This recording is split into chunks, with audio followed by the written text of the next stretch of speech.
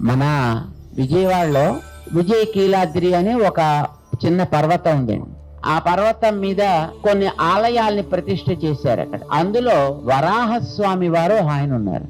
అక్కడ వరాహస్వామి వారిని మొక్కుకుంటే వాళ్ళకు ఉండేటటువంటి ఆస్తిపాస్తుల సమస్యలు తీరిపోతాయి. ఈయన దగ్గర మనం విశ్వాసంతో ప్రార్థన చేస్తే మన యొక్క క్రియాకలాపాలు 10 రెట్లు 20 రెట్లు పెరుగుతాయి. జై శ్రీమన్నారాయణ.